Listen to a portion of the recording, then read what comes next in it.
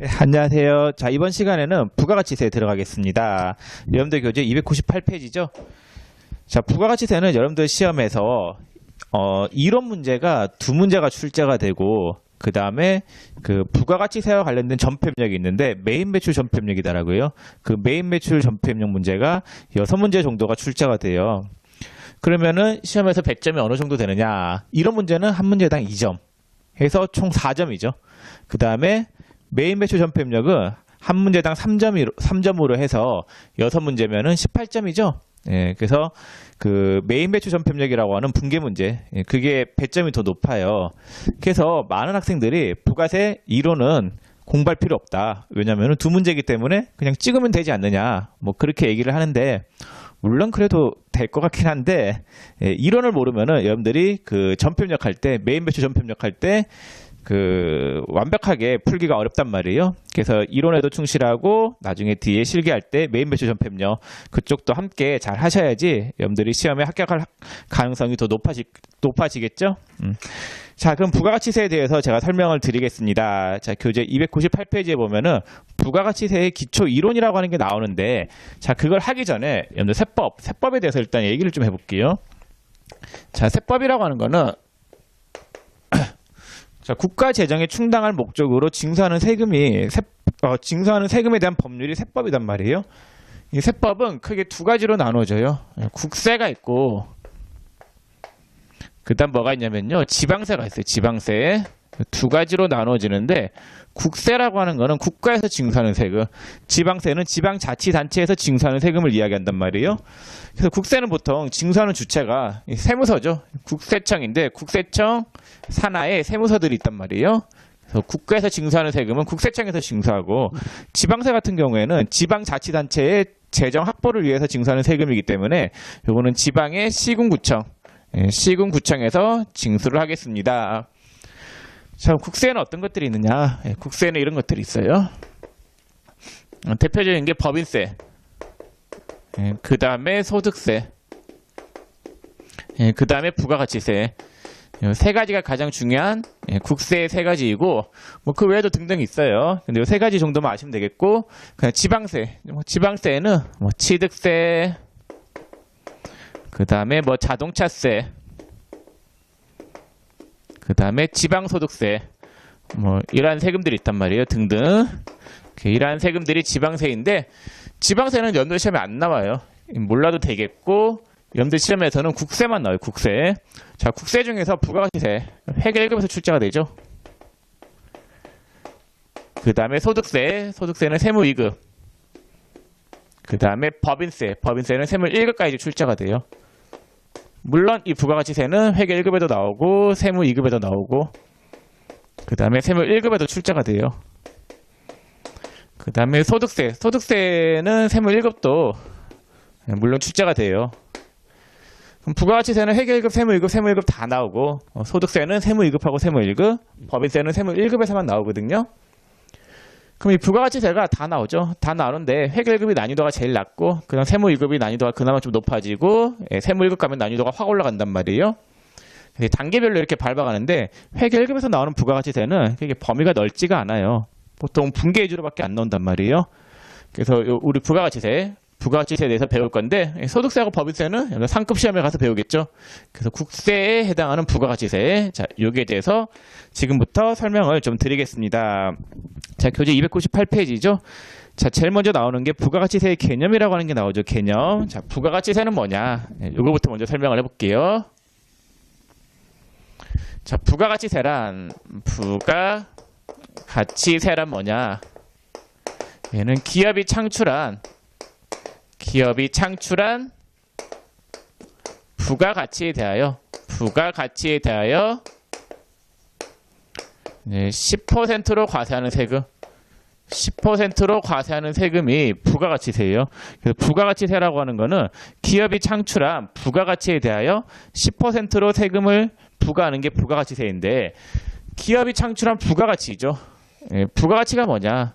부가가치라고 하는 거는 그 기업이 창출한 가치의 증가분을 부가가치다라고 해요. 가치의 증가분에 대하여 10%로 과세하는 세금이 부가가치세예요. 자, 제가 예를 한번 들어볼게요. 이게 이제 뭐라고 할까? 애플, MP3, MP3를 만드는 회사가 있다고 할게요. 뭐 애플이라고 할까? 애플. 자, 그럼 애플에서는 MP3를 만드는데 MP3를 만들 때 극단적으로 제가 예를 들어서 반도체를 사와가지고 자, 반도체를 사와요. 반도체를 300원 주고 사왔다라고 할게요. 사와가지고 요거를 MP3로 만들어서 팔았다라고 할게요. MP3로 만들어서 팔았다라고 하는데 팔 때는 800원에 팔았다라고 할게요. 자, 그럼 반도체를 300원 주고 사와서 MP3를 800원에 팔았다라고 하면은 얘가 증가시킨 가치의 증가분이 얼마가 되냐면요. 가치의 증가분이 얼마가 돼요? 이게 부가가치라고 했었죠. 부가가치. 이게 800에서 300을 빼면 얼마가 돼요? 500이죠. 500. 500. 요게 10%. 부가가치에 대하여 10%의 세금을 부과하는 세금이 부가가치세. 그래서 부가가치세가 지금 얼마가 부과되고 있는 걸 알 수 있습니까? 50원이 부과가 되겠죠? 네. 요렇게 세금을 때리는 거를 뭐라고 하냐면요. 부가가치세라고요. 부가가치세. 뭔지 알겠죠? 자, 이렇게 되겠고, 자, 여러분들 이 식 있죠? 이 식을 제가 약간만 좀 변형을 시켜볼게요. 자, 가치의 증가분, 부가가치가 500원이었죠? 이걸 이렇게 표현할 수도 있겠지? 800에서 얼마를 빼요? 300을 뺀 금액이 500이었죠. 이게 몇 퍼센트를 곱한 금액이에요? 10%를 곱한 금액이었었죠? 네. 그럼 제가 이 식을 약간만 변형을 시켜볼게요. 이렇게 곱하고 이렇게 곱해볼게요. 그럼 식이 이렇게 나와요. 800원 곱하기 10% 빼기 300원 곱하기 10%. 그리고 한 금액도 얼마가 나와요? 50이겠지? 결론은 똑같죠? 500에 10% 곱하면 50이죠. 그러나 여기 800 곱하기 10% 빼기 300 곱하기 10%에도 결국은 50이 나오잖아요.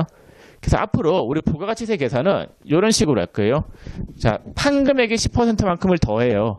판금액의 10%만큼을 더하는데 이걸 뭐라고 하냐면요. 우리가 매출세액이다라고 해요. 매출세액. 그 다음에 사원금액의 10%만큼은 빼요. 이걸 우리가 뭐라고 하냐면요. 매입세액이다라고 해요. 매입세액. 판금액의 10%만큼은 더하고 사원금액의 10%만큼은 빼서 우리가 부가가치세를 구한단 말이에요. 이거를 매입세액이다라고 해요. 그래서 매출세액에서 매입세액을 뺀 금액이 얼마가 나왔습니까? 요 금액이 50원이 나왔죠? 이 50을 우리가 뭐라고 하냐면요. 얘를 납부세액이다라고 해요. 부가가치세, 즉 납부세액은 어떻게 구하냐면요. 판금액의 10%만큼은 더해요. 그 다음에 사원금액의 10%만큼은 뺀단 말이에요. 그래서 매출세액에서 매입세액을 빼서 뭘 구하냐면요. 납부세액을 구하겠습니다. 그래서 우리 부가가치세는 이렇게 계산할 거예요. 판금액의 10%만큼은 더하고 사원금액의 10%만큼은 뺀 금액에 대해서 부가세, 납부세액이 나오게 될 겁니다. 이게 돼요? 진짜? 네. 이렇게 계산하면 되겠습니다.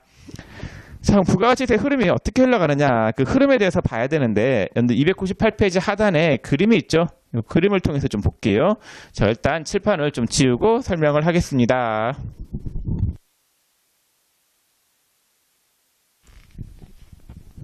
자, 그럼 이제 298페이지 하단에 그 그림을 좀 설명을 해볼게요. 자, 그림.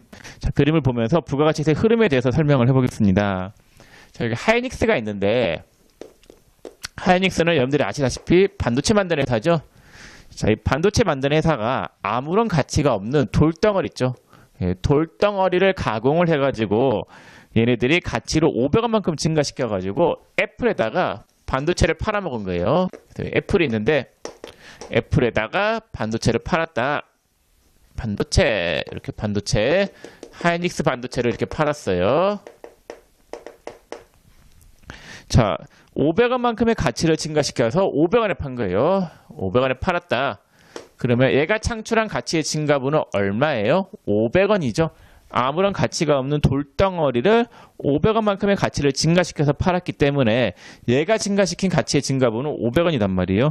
요게 몇 퍼센트만큼 부가세를 때리겠다라는 거예요? 10%, 50원이죠. 근데 부가세 계산은 어떻게 한다라고 했어요? 판금액의 10%만큼은 더한다라고 했었죠. 매출세액이다라고 하죠. 그거를 매출세액. 그럼 판금액의 10%인 500원에 10% 하면 얼마가 나오냐면요. 50원이 이렇게 나오겠네. 자, 그 다음에 사원금액의 10%만큼은 뺀다라고 썼죠. 예, 그걸 뭐라고 했어요? 매입세액이라고 썼죠. 매입세액. 자, 매입세액이 있는데 사원금액이 없으니까 얘는 0. 그래서 납부세액이 얼마가 나오냐면요. 50원이 이렇게 나오겠습니다. 그래서 50원만큼을 세무세에다가 내야 돼요. 자, 세무세에다가 내는데 이 부가가치세는 법에 이렇게 나와 있어요.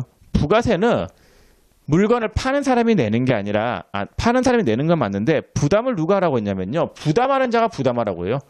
부가가치세는 부담을 누가 하냐면요. 부담하는 자.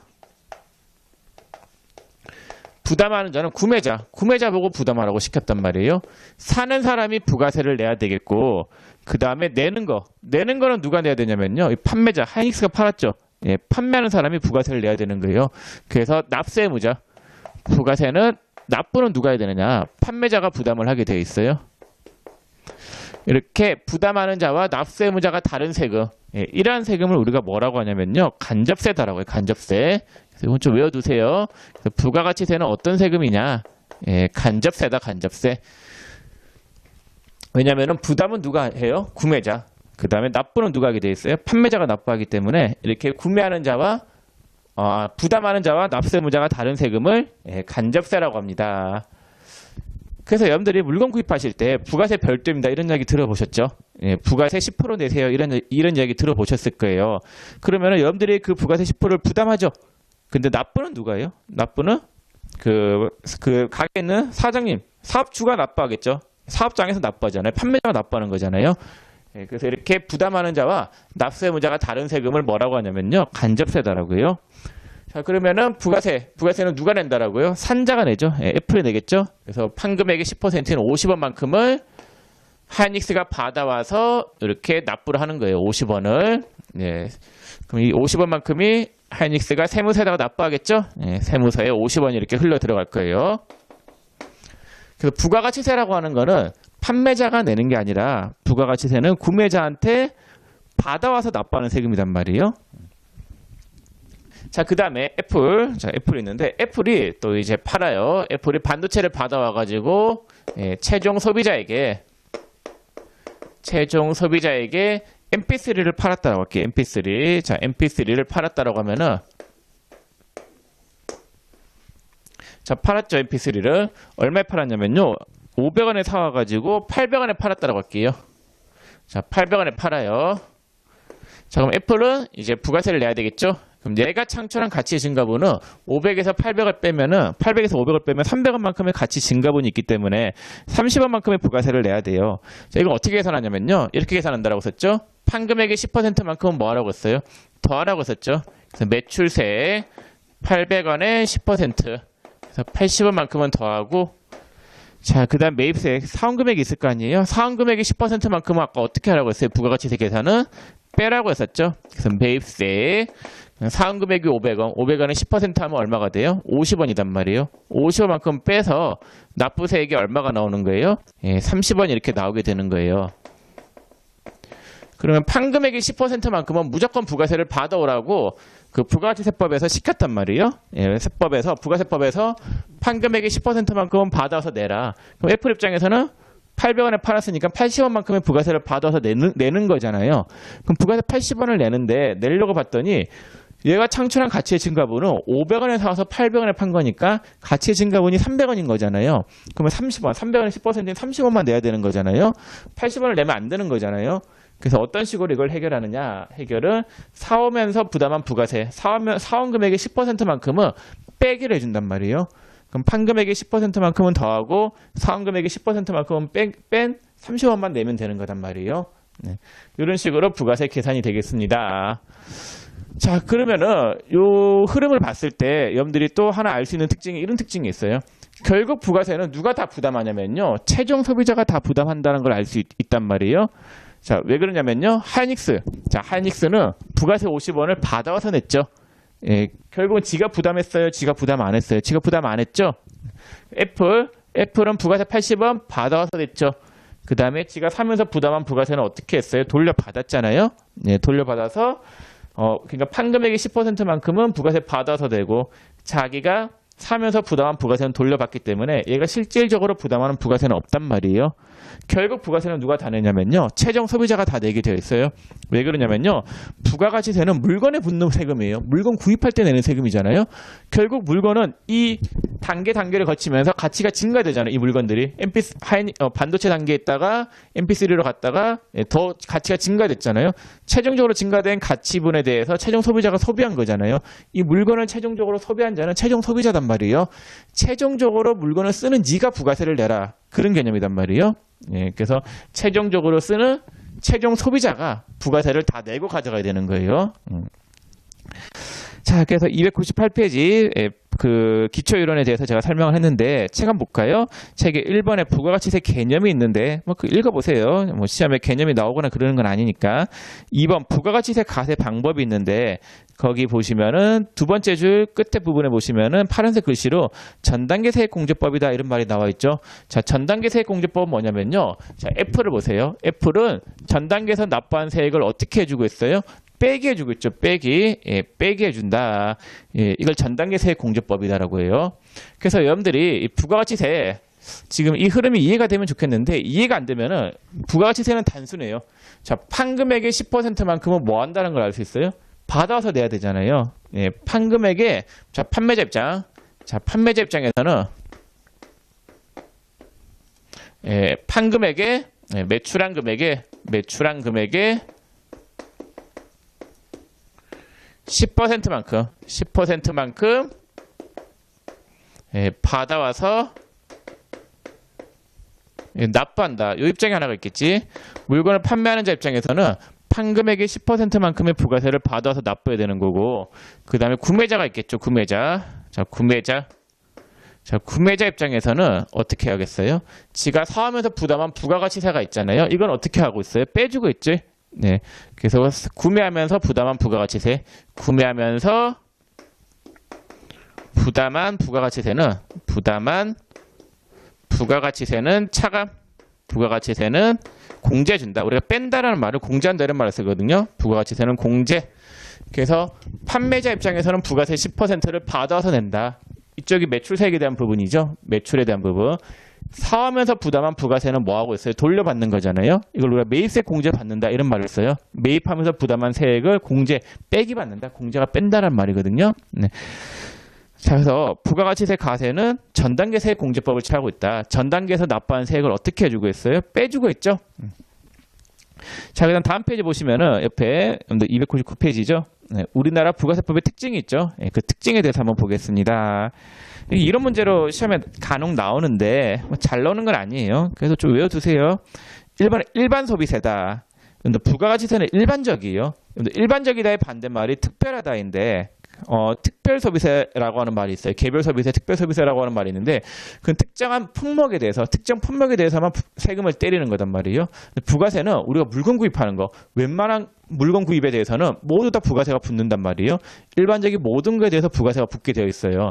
그래서 여러분들이 일반인이 있고 특별인이 있죠. 보통 여러분들은 다 일반인이시죠? 예, 보통의 사람들, 예, 특별한 사람들, 특별히는 그렇게 많지는 않잖아요. 그래서 일반적이다, 예, 일반적이다라고 하는 거는 일반적으로 모든 물건에 대해서는 부가세가 붙는다 이렇게 아시면 되겠고, 소비세다. 부가세는 물건 구입할 때 내는 세금이잖아요. 예, 소비에 대해서 소비하는 거에 대해서 부가세가 붙는다라는 거고, 이번에 간접세죠. 아까 설명드렸죠. 부가가치세는 부담하는 자와 납부하는 자가 다른 세금. 이걸 간접세라고 썼죠. 세 번째 국세는 아까 제가 처음에 할 때 말씀드렸었죠. 예, 세무서에서 징수하는 세금. 국가 재정에 충당할 목적으로 징수하는 세금이 국세라고 썼죠. 4번에 물세, 물건에 대해서 붙는 세금이죠. 물건 구입할 때 내는 세금이니까. 5번에 전단계 세액공제법. 전단계에서 납부한 세액을 어떻게 해주고 있어요? 공제해주고 있죠. 6번에 최종 소비자가 부담한다. 부가세는 최종 소비자가 부담하게 돼 있어요. 최종적으로 물건 구입하는 얘가 내게 되어 있는 거잖아요. 7번 소비지급 가세다. 자, 이건 제가 나중에 설명할 거니까 일단 넘어가세요. 예, 지금은 제가 설명할 수 없고 나중에 이야기하겠습니다. 8번에 다단계 소비세다. 자, 부가가치세는 단계별로 부가, 환급 이렇게 가고 있잖아요. 예, 그래서 다단계 소비세 맞는 말이죠. 자, 해서 우리나라 부가세법의 특징에 대해서 설명을 다 드렸고, 그럼 여러분들 교재 몇 페이지를 잠깐 보시냐면요. 304페이지 잠깐 보시겠어요? 자, 304페이지. 거기 가보면은 상단에 유형 1이 있죠. 우리나라 부가세법의 특징이 있는데, 이거 한번 볼게요. 1번에 현행 부가세법은 소비형 부가가치세를 채택하고 있다. 맞는 말이에요? 틀린 말이에요? 맞죠? 물건 소비할 때 내는 세금이라고 썼죠? O. 2번 현행 부가세법은 납세 의무자와 담세자가 일치하는 직접세이다. 아니죠. 간접세라고 썼죠? 예, X.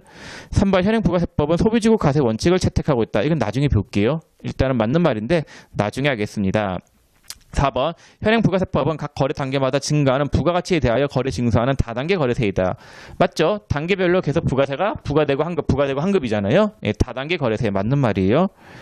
5번 현행 부가가치세법은 전단계 세액공제법을 채택하고 있다. 맞죠? 예, 전단계에서 납부한 세액을 공제해주고 있잖아요. 6번 가세재화와 용역을 최종 소비하는 자가 부가가치세를 부담한다. 그것도 맞죠?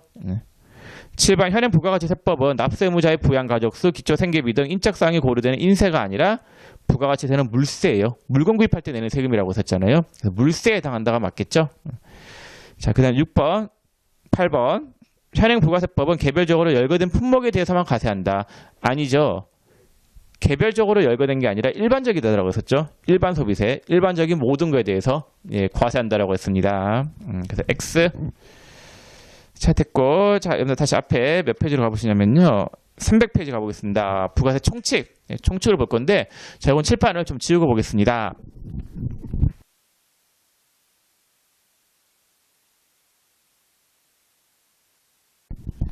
예, 그러면 이제 300페이지 부가가치세 총칙을 보겠습니다. 자, 총칙에 보시면은 먼저 나오는 게 부가가치세 납세 의무자라고 하는 게 나오죠. 부가세는 누가 내야 되느냐? 판매자. 예, 물건 파는 사람이 부가세를 내야 되는 건데, 부가세 납세 의무자는 그 책에 사업자라고 돼 있죠. 예, 사업자, 사업하는 사람, 물건 파는 사람, 예, 그게 납세 의무자예요. 그래서 부가가치세의 납세 의무자는 누가 되느냐? 납세 의무자는 사업자다. 예, 사업자가 납세 의무자가 되겠습니다. 자, 그럼 부가가치세법상 사업자는 누가 되느냐? 예, 정의를 해놨어요. 예, 사업자의 정의, 거기 동그라미 1, 2, 3, 4가 있죠. 동그라미 1번에 뭐라고 되어 있냐면요. 사업 목적이 영리든 비영리든 관계없이 예, 영리 유무를 불구하고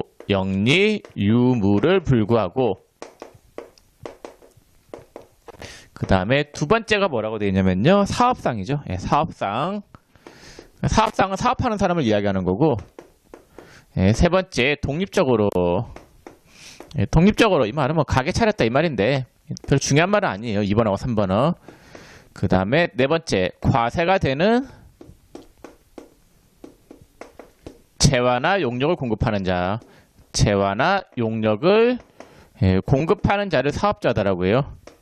그래서 사업자라고 하는 거는 영리 유무를 불구하고 사업상 독립적으로 과세가 되는 재화나 용역을 공급하는 자를 사업자다라고 하는데, 이 요건 중에서 1번하고 4번 요건만 여러분들이 아시면 되겠고 2번하고 3번 요건은 됐어요. 하나도 안 중요해요. 그래서 사업자라고 하는 거는 영리 유무에 불구하고 영리 유무를 따지지 않아요. 따지지 않고 과세가 되는 재화나 용역을 공급하는 자는 무조건 부가세를 내야 되는 사업자가 되는 거예요. 그럼 1번에 영리 유무를 불구한다. 이 말이 무슨 말이냐면요. 우리 그 단체 중에서 영리단체가 있고 비영리단체가 있는데, 영리단체는 벌어들인 돈을 구성원들이 나눠 먹는 단체를 영리단체라고 하고, 비영리단체는 벌어들인 돈을 구성원들이 나눠 먹지 않고 그 단체의 고유 목적 사업을 위해서 쓰는 단체가 비영리단체단 말이에요. 교회는 벌어들인 돈을 구성원들이 나눠 먹나요? 아니죠. 교회의 고유 목적 사업을 위해서 쓰는 거단 말이에요. 그러면은 예를 들어 초코파이를 파는데, 초코파이를 그 일반 슈퍼에서 파는 초코파이는 당연히 부가세가 붙어요. 근데 교회에서 파는 초코파이는 부가세가 안 붙나요? 아니단 말이에요. 그런 걸 따지지 않겠다라는 거예요. 그 사업장이 영리냐 비영리 단체냐 그런 걸 따지지 않고 무조건 부가세가 붙는 물품을 판매하면 부가세를 내야 되는 사업자가 된다 이 말이에요.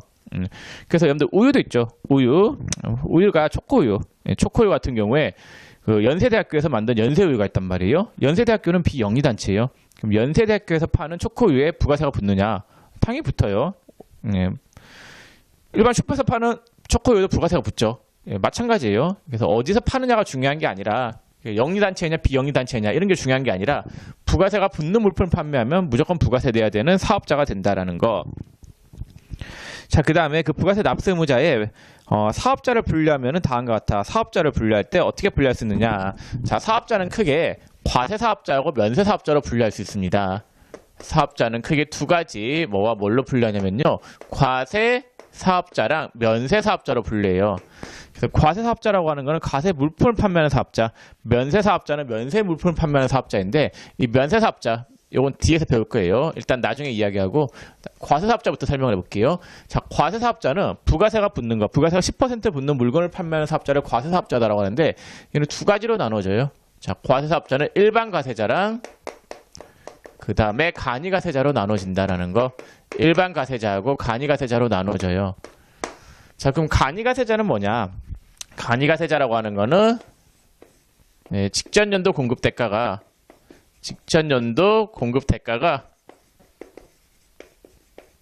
4,800만 원에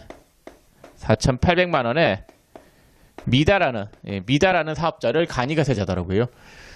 그래서 여러분 직전연도 매출이 4,800이 안 되잖아요. 그럼 상당히 영세한 사업자단 말이에요. 영세한 사업자이기 때문에 이러한 영세한 사업자는 부가가치세와 관련된 규정을 간소하게 해주고 있어요. 그래서 그 부가세와 관련된 의무 규정도 상당히 간소화시켜주고 있고 계산도 간편하게 해준단 말이에요. 간이가세자는 영세한 사업자들, 전년도 매출이 4,800이면 뭐 팔아서 거의 남는 것도 없단 말이에요. 그러한 사업자들은 좀 간소하게 부가세를 납부하거나 계산할 수 있게 해주고 있고, 가세 사업자 중에서 간이가세자를 뺀 나머지를 일반 가세자더라고요. 그래서 우리가 부가세법상 부가가치세에서 사업자 중에서 가장 많은 사업자는 이 일반 가세자일 거예요. 주로 요거에 대해서 우리가 배울 거고. 자, 그래서 사업자는 이렇게 분류가 된다라는 거. 뒤에 가면 다시 한번 더 설명을 할게요. 일단은 여러분들이 확 와닿아요? 그건 아니죠. 네. 간당간당 하잖아요. 네. 나중에 뒤에 가서 좀 더 면세도 배우고 더 배우면은 이런 개념이 확실히 서게 될 겁니다. 일단 간이가세자가 뭔지 대강 알아두세요. 일단 대강. 자, 그 다음에 그 300페이지에 하단에 표가 있죠. 표에 뭐 참고에 일반 가세자와 간이가세자 비교가 있는데, 거기 일반 가세자는 직전연도 공급 대가가 4,800만 원 이상이고 간이가세자는 직전연도 공급 대가가 4,800만 원 미만이고 세액 계산에 대한 내용이 나와 있는데 그건 몰라도 돼요. 넘어가겠습니다. 자, 옆에 페이지 301페이지 보면 이제 가세 기간이라고 하는 게 나와 있죠. 자, 부가가치세 가세 기간에 대해서 좀 설명을 드려보겠습니다. 자, 과세기간. 자, 부가세를 내야 될 거 아니에요? 네, 부가세를 내야 되는데 언제 내느냐? 네, 기간을 이렇게 끊어요. 자, 1년은 1월 1일부터 12월 31일까지일 거 아니에요? 자, 1년 일단 반으로 쪼개요. 반으로 쪼개가지고 6월 30일까지를 우리가 뭐라고 하냐면요. 얘를 1기라고 해요. 1기. 뒤에 6개월을 뭐라고 하냐면요. 2기다라고 해요. 2기. 그래서 앞에 6개월을 1기라고 하고 뒤에 6개월을 2기라고 해요. 그래서 1기를 또 반으로 쪼개요. 반으로 쪼개가지고 1기 앞에 3개월 1월 1일부터 3월 31일까지를 1기 애정신고 기간이다라고 해요. 1기 애정신고 기간. 그 다음 1기의 뒤에 3개월을 뭐라고 하냐면요. 1기 확정신고 기간이다라고 해요. 1기 확정신고 기간이다라고 합니다. 자, 그다음 2기가 있죠. 2기를 또 반으로 쪼개가지고 2기의 앞에 3개월을 2기 애정신고 기간이다라고 해요. 2기 애정신고 기간. 그 다음에 2기의 뒤에 3개월을 뭐라고 하냐면요. 2기 확정신고 기간이다라고 합니다. 2기 확정신고 기간. 그래서 1기 앞에 3개월을 1기 애정신고 기간이다라고 하고 1기의 뒤에 3개월을 1기 확정신고 기간이다라고 하고 2기의 앞에 3개월을 2기 애정신고 기간, 2기의 뒤에 3개월을 2기 확정신고 기간이다라고 합니다. 과세 기간은 이렇게 3개월씩 나눠서 끊고 있죠. 자, 그럼 부가세는 언제 되느냐? 1기 애정신고 기간 1월부터 3월까지에 대한 거는, 자, 1월부터 3월까지에 대한 거는 그 다음 달 25일이 4월 25일까지 부가가치세를 신고 납부하면 되는 거고, 그 다음에 2기 있죠. 2기 4월 1일부터 6월 30일 것까지에 대한 거는 다음 달 25일인 7월 25일까지 부가세를 신고 납부하면 되는 거고, 7월부터 9월까지가 있잖아요. 7월부터 9월까지에 대한 거는 그 다음 달 25일인 10월 25일까지 부가세 신고 납부하면 돼요. 자, 그 다음에 이게 확정에 대한 거 있죠. 10월부터 12월. 자, 10월부터 12월에 대한 거는 그 다음 달 25일인 1월 25일까지 부가가치세를 신고 납부하면 되겠습니다. 그래서 부가세는 몇 개월에 한 번씩 내는 걸로 아시면 돼요. 3개월. 1기 애정에 대한 거는 4월 25일까지, 1기 확정에 대한 거는 그 다음 달 25일인 7월 25일, 2기 애정에 대한 거는 7월부터 9월까지에 대한 거는 그 다음 달 25일인 10월 25일, 10월부터 12월에 대한 거는 그 다음 달 25일인, 그러니까 과세기간 종료일 다음 달 25일은 1월 25일까지 내면 되는 거예요. 그래서 과세기간을 크게 4개로 나누고 있죠. 3개월씩 묶어가지고. 자, 그 다음에 그 표에 보시면은 표에 1기 뭐 예정 확정, 2기 예정 확정 나와 있고 밑에 당구장 표시돼가지고 간이가세자의 가세 기간은 1월 1일부터 12월 31일까지다. 이건 참고로 놔두세요. 간이가세자는 부가세 1년에 한 번만 내면 돼요. 왜냐하면 영세한 사업자이기 때문에 부가세 신고를 뭐 4번이나 하게 되면은 얼마나 힘들겠어요. 예, 그래서 1년에 한 번만 해라. 1월부터 12월 것까지에 대한 거를 다음 달 25일은 1월 25일 날 부가세 신고 한 번만 하면 된단 말이에요. 참고로 알아두시고. 자, 그 다음에 이번에 신규 사업자가 있죠. 자, 신규 사업자. 신규로 사업을 개시한 자는 가세 기간이 어떻게 되느냐. 자, 예를 들어가지고 5월 1일 날에 신규로 사업을 개시했어요. 5월 1일 날에 신규로 사업을 개시했다. 그럼 5월 1일부터 언제까지가 하나의 가세 기간이냐면요. 6월 30일까지가 가세 기간 종료일이었다라고 하면은 신규로 사업을 개시한 날인 5월 1일부터 과세 기간 종료일은 6월 30일까지가 하나의 가세 기간이 된단 말이에요. 그래서 5월 1일부터 6월 30일까지가 하나의 가세 기간이 되는 거고, 자, 그 다음에 만약에 폐업을 했다. 자, 폐업을 했다라고 하면은 예를 들어가지고 7월 1일인데 7월 1일 날에 가세 기간이 시작이 되겠죠. 이기 예정이 시작이 됐죠. 네. 근데 8월 10일 날에 폐업을 했다. 8월 10일이 폐업일이다. 8월 10일 날에 폐업을 했다라고 하면은 7월 1일부터 과세기간 개시일이죠. 과세기간 개시한 날로부터 7월 1일부터 8월 10일까지 폐업한 날까지가 또 하나의 가세 기간이 되는 거예요. 과세 기간 개시일부터 폐업한 날인 8월 10일까지, 8월 10일까지가 하나의 가세 기간. 그러니까 신규로 사업을 개시한 자는 5월 1일부터 시작이 되겠죠. 5월 1일부터 시작이 될 거고, 그 다음에 6월 30일까지가 여기 1기 확정에 대한 가세 기간 종료일이니까 요 과세 기간 종료일까지가 하나의 가세 기간이 되겠고, 5월 1일부터 6월 30일 것까지에 대한 거를 그 다음 달 25일인 7월 25일까지 내면 되는 거고, 그 다음에 2기에 대한 거는 7월 1일부터 8월 10일까지다. 요 과세 기간, 폐업을 했잖아요. 폐업을 했으면 폐업한 날까지만 부가세 계산해야 될 거 아니에요.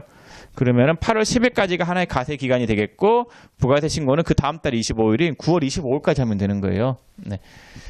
자, 과세 기간, 과세 기간에 대해서 좀 설명을 드렸습니다. 자, 그럼 여러분들 교재 몇 페이지 보시냐면요. 304페이지 보세요. 자, 304페이지. 자, 304페이지 하단에 유형 2가 있죠. 납세무자.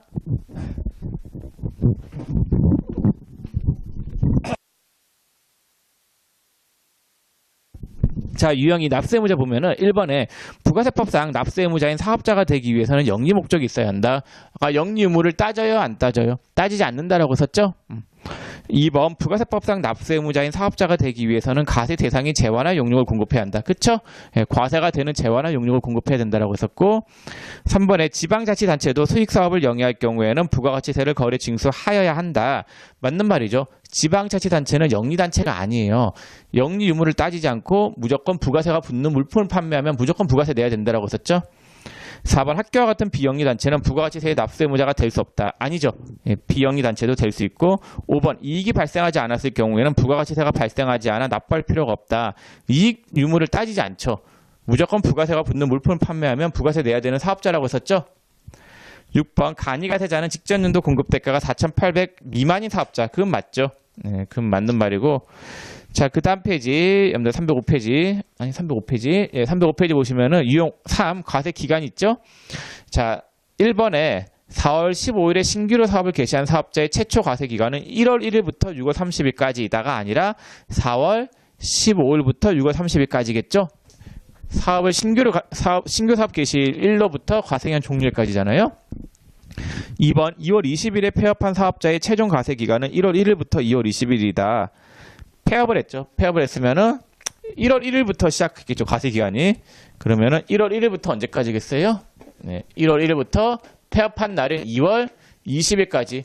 요게 하나의 과세 기간이 되겠죠. 폐업한 날까지니까. 그래서 2번은 맞는 말이네요. 자, 됐고 다시 앞으로 가볼게요. 자, 앞에 몇 페이지 보시냐면요. 301페이지, 301페이지 3번에 이제 사업자 등록할 차례거든요. 자, 요거 칠판을 좀 지우고 보겠습니다.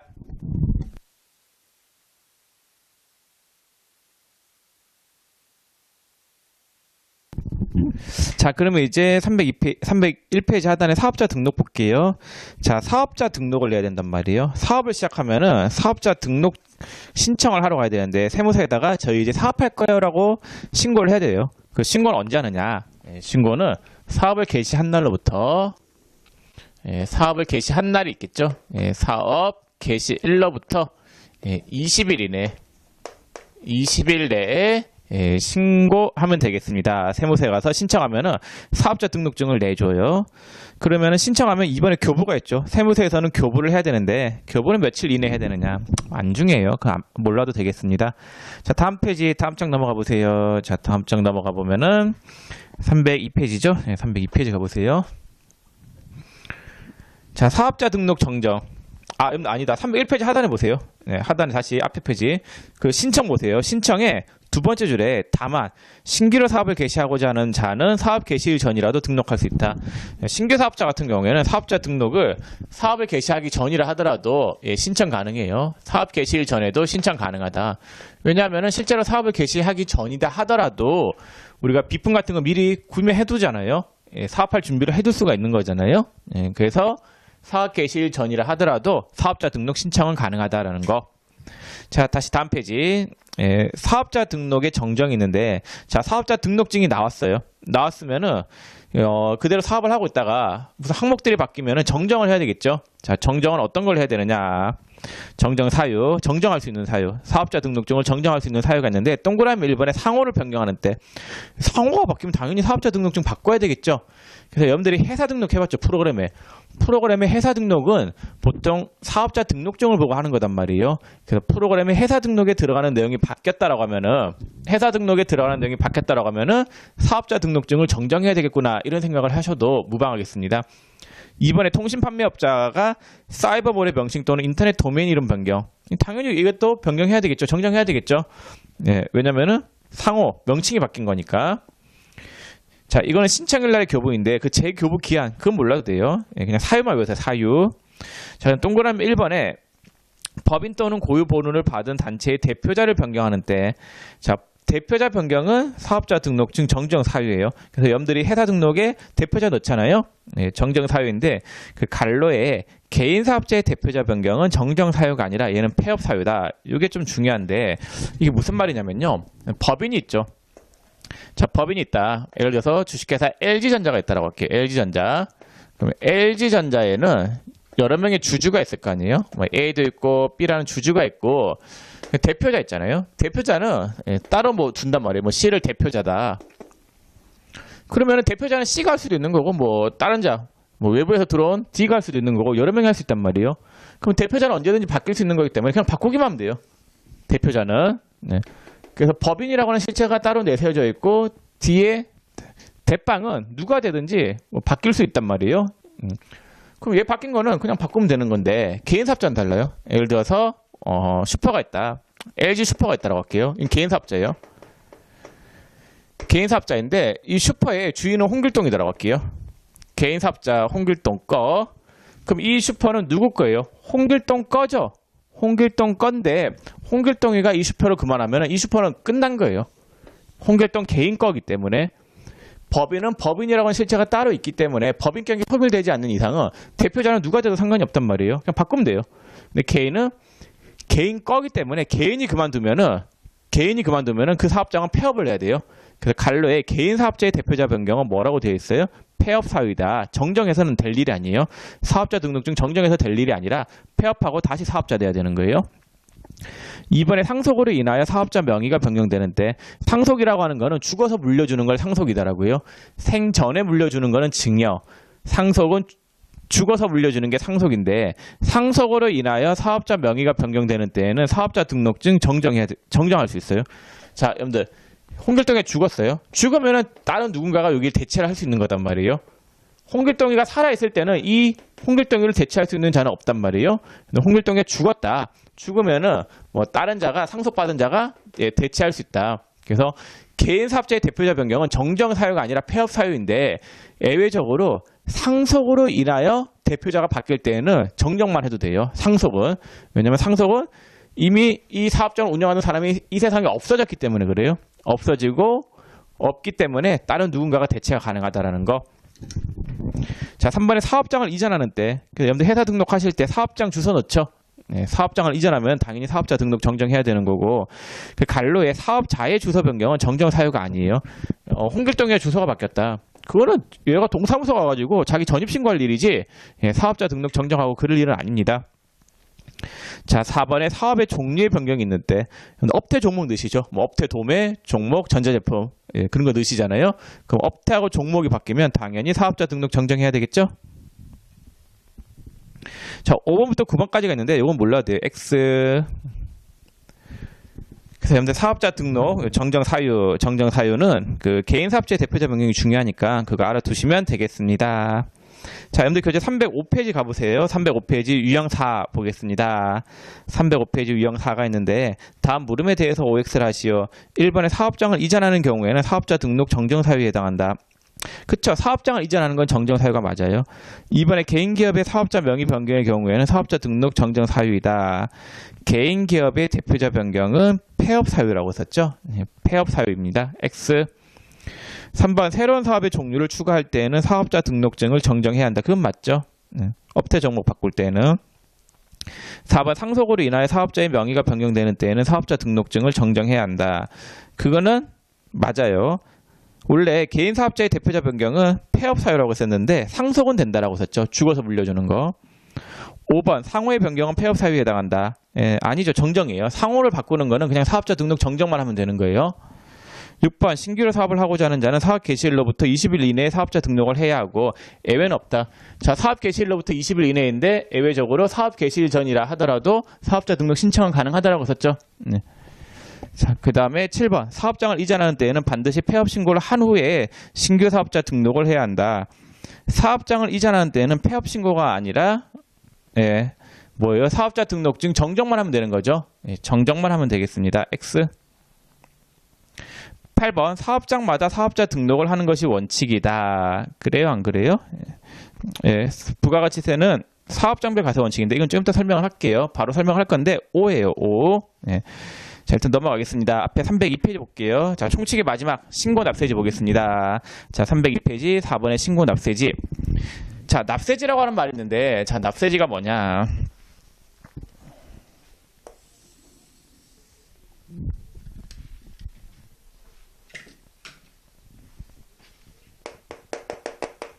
자, 납세지라고 하는 거는 부가가치세를 납부해야 하는 기준 장소, 기준이 되는 장소를 납세지다라고 해요. 예, 납세지라고 하는 거는 부가세를 납부해야 하는 기준이 되는 장소를 납세지라고 하는데 이 납세지는 어디로 해야 되냐면요. 예, 부가세법상 납세지는 예, 사업장 소재지. 예, 사업장 소재지가 납세지가 돼요. 그래서 부가세는 사업장이 있는 소재지 관할 세무서에다가 납부를 해야 된단 말이에요. 예를 들어 가지고 A라는 자가 있다. 갑돌이가 있었다라고 할게요. 자, 갑돌이가 있었는데 자, 갑돌이가 피자를 해요. 피자집. 그 다음에 통닭집을 해요. 자, 피자집은 어디에 있냐면요. 요거는 안양에 있다라고 할게요. 안양. 그 다음에 통닭집은 어디에 있냐면요. 통닭집은 서울의 강남구에 있다라고 할게요. 강남에. 자, 그러면 피자집에 대한 부가세는 안양 세무서에다가 내야 될 거예요. 그 다음에 통닭집에 대한 부가세는 강남 세무서에다가 내는 거예요. 그래서 부가세는 이 사업장이 어디 있느냐, 예, 사업장 기준으로 판단한다라는 거. 자, 그럼 이 사업장 판단 기준이 애매한 경우가 있단 말이에요. 그 애매한 경우에 대해서 구체적인 기준을 마련하고 있는데 자, 하단에 표 볼게요. 302페이지 하단에 표. 자, 제조업은 사업장을 어디로 보냐면요. 최종 제품을 완성하는 장소가 사업장이에요. 최종 제품 완성하는 장소. 이거 광업이 있는데 광업은 광업사무소의 소재지. 광업이라고 하는 거는 떠돌아다니죠. 여러분들 광물 캐로 있잖아요. 뭐 여기에 무슨 산 있지? 강원도에 설악산. 여기에 경상도에 무슨 산 있지? 가야산. 그 다음에 광주의 무등산. 이렇게 산별로 막 광물 캐로 다녀요. 그럼 여러 군데 막 광물 캐로 다니니까 이게 어디로 사업장을 둬야 될지가 애매하잖아요. 그래서 기준되는 장소가 필요한데 그 기준되는 장소가 광업 사무소가 소재하고 있는 지역이 납세지가 된다라는 거. 기준 장소. 자, 3번에 건설업, 운수업, 부동산 매매요. 건설업, 건물 지으러 전국적으로 떠돌아다니겠죠. 운수업, 차 타고 떠돌아다니겠죠. 예, 부동산 매매요. 부동산 사고 팔려고 막 떠돌아다니겠죠. 이렇게 떠돌아다니는 업종들은 기준되는 장소가 필요한데 그 기준되는 장소가 법인인 경우, 사업자가 법인인 경우에는 그 법인의 등기부상 소재지가 납세지가 돼요. 예, 법인의 등기부상 소재지. 그러니까 어느 지역 관할 세무서에다가 부가세를 내야 될지가 애매하잖아요. 애매하니까 그 법인이 등기부상에 보면은 우리 사업장은 어디에 있다라고 나와 있단 말이에요. 그 법인의 등기부상 소재지가 납세지가 될 거고, 사업자가 개인인 경우에는 이것도 애매하단 말이에요. 애매하기 때문에 기준되는 장소가 필요하단 말이에요. 그 기준되는 장소가 업무를 총괄하는 장소가 납세지가 되겠습니다. 이거 외우세요. 4번 부동산 임대요. 부동산 임대면 떠돌아다녀요. 픽스돼 있어요. 픽스돼 있죠. 가만히 있죠. 건물이 소지하고 있는 지역. 건물이 이렇게 딱 가만히 있잖아요. 그 소지하고 있는 지역이 납세지가 돼요. 그래서 건물이 예를 들어 가지고 만약에 안양에 있다. 그럼 안양 세무서에다가 부가세 내면 되는 거겠죠? 네. 자, 그다음에 무인 자판기. 자판기는 한 군데 있는 게 아니죠. 여러 군데 있겠죠. 자판기 사업하는 사람이 여기서도 하고 뭐 여러 군데 할 거단 말이에요. 그럼 기준되는 장소가 필요한데 그 기준되는 장소가 어디가 되냐면요. 그 업무를 총괄하는 장소 있잖아요. 업무를 총괄하는 장소가 납세지가 돼요. 그래서 여러분들 그 2번이나 3번이나 5번은 느낌이 있잖아요. 전국적으로 퍼져 있는 느낌이기 때문에 기준되는 장소가 필요하단 말이에요. 그래서 2번의 강업은 기준되는 장소가 강업사무소 소재지, 3번의 건설업, 운수업, 부동산 매매업은 기준되는 장소가 사업자가 법인인 경우에는 법인의 등기부상 소재지가 납세지가 될 거고, 법인 등기부 등본에 보면 이 사업자의 사업장은 어디다라고 나와 있단 말이에요. 그 다음에 사업자 개인인 경우에는 업무를 총괄하는 장소가 납세지가 돼요. 5번의 무인 자판기는 얘도 여러 군데 퍼져 있잖아요. 자판기 사업하는 사람들이. 그래서 기준되는 장소가 필요한데 그 기준되는 장소가 업무를 총괄하는 장소가 되겠습니다. 자, 다음 페이지 303페이지 보시면은 직매장하고 하치장이 있는데, 직매장은 사업장이 맞아요. 왜냐하면 직접적으로 물건을 판매하는 장소이기 때문에 사업장이 맞는데, 하치장은 사업장이 아니에요. 왜냐하면 단지 보관만 하는 장소이기 때문에 그래요. 예, 그래서 사업장이라고 하는 거는 실제로 판매가 이루어지는 장소가 사업장인데, 하치장은 단지 보관만 하는 장소이기 때문에 사업장이 아니고, 3번 임시사업장은 사업장이 아니에요. 그런데 그 월드컵 같은 거 할 때 한 3일 동안 그 자판대에서 물건 팔 거라고 사업장 차렸어요. 3일 장사하는데 사업자 등록 내고, 예, 그 다음에 뭐 사업자 허가 받고 이런 거 있잖아요. 상당히 번거롭겠죠. 그래서 임시사업장은 별도의 사업장으로 보지 않고 원래 있었던 사업장 있죠. 본 사업장, 기존 사업장에 포함되는 것으로 한다라는 거. 예, 임시사업장은 사업장이 아니에요. 자, 그다음 4번에 주사업장 총괄납부, 5번에 사업자 단위 가세 제도가 있잖아요. 이 두 가지에 대해서 설명을 좀 드려볼게요. 자, 근데 부가가치세는 원칙이 사업장별 가세 원칙이에요. 부가가치세는 원칙이 사업장별로 신고 납부를 해야 된단 말이에요. 사업장별로 신고 납부를 해야 된다라는 거. 사업장별 가세 원칙인데, 그래서 예를 들어 가지고 법인이 있는데 어떤 회사가 서울에 본사가 있어요. 그 다음에 광주에 직매장이 있다고 할게요. 광주 직매장.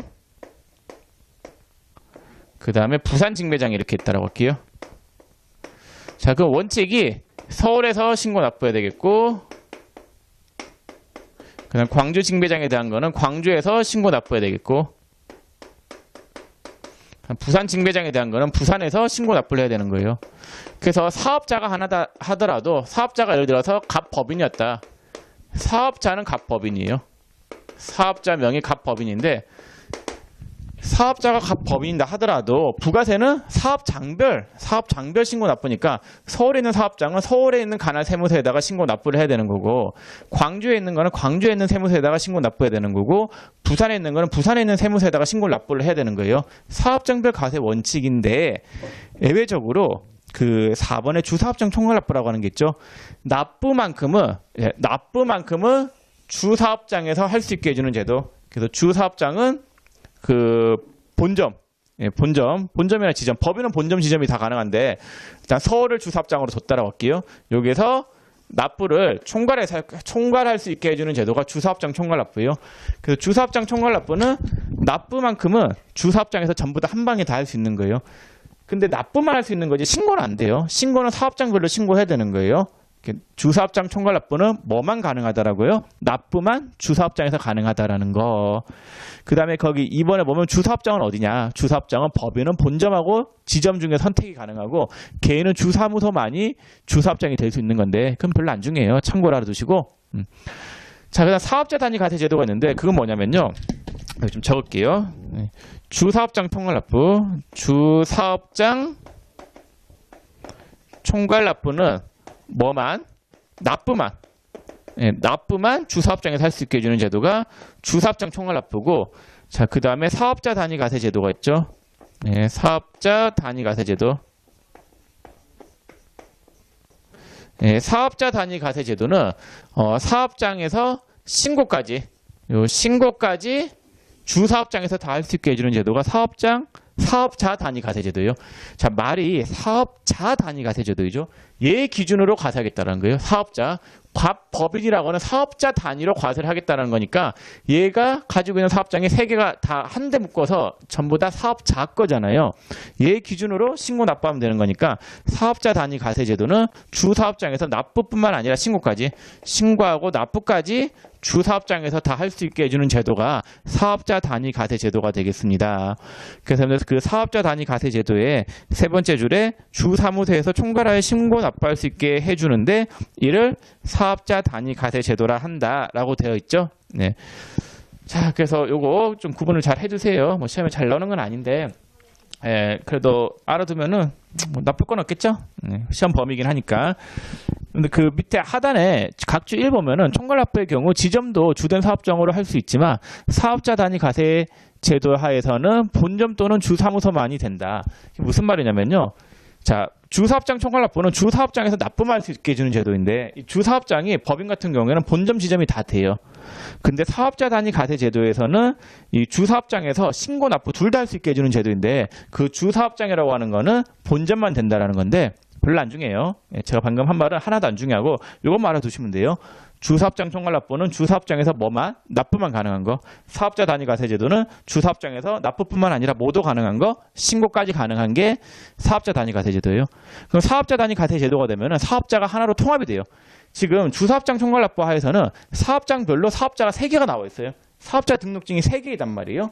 그러니까 사업자 단위 과세 제도가 되면은 사업자 등록증이 하나로 통합이 될 거고 세금 계산서를 발행할 때에도 사업자 하나로만 발행이 될 거단 말이에요. 지금 제가 하는 말이 어려웠을 수도 있는데 어려우면 됐어요. 됐고 요거만 알아두세요. 요거. 네. 자, 됐습니다. 그럼 여러분들 305페이지 보세요. 자, 305페이지. 자, 305페이지 하단에 유형 5 보겠습니다. 1번에 광업에 있어서는 광업사무소의 소재지를 사업장으로 한다. 맞죠? 네. 2번 제조업에 있어서는 최종 제품을 완성하는 장소를 사업장으로 한다. 맞죠? 3번 건설업에 있어서는 사업자가 법인인 경우 각 현장 사무소를 사업장으로 한다. 건설업은 가만히 있어야 떠돌아다니죠. 네, 떠돌아다니기 때문에 기준되는 장소가 필요한데 그 기준되는 장소가 어디라고 했어요? 네. 법인인 경우에는 등기부상 소재지. 그 다음 개인인 경우에는 업무를 총괄하는 장소. 네. 그렇다라고 했었죠? 그래서 여러분들 교재 거기 302페이지 하단에 보시면은 나와 있단 말이에요. 표에. 그 외우셔야 되겠죠?